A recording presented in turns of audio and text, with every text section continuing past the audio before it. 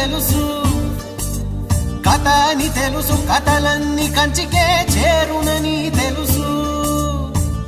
తెలుసు తెర తొలుగుతుందని, తెలుసు తెల్లారుతుందని, తెలుసు ఈ కట్టె పుట్టుకుమంటదని, తెలుసు ఈ మట్టి మట్టిలో కలిసిపోతదని.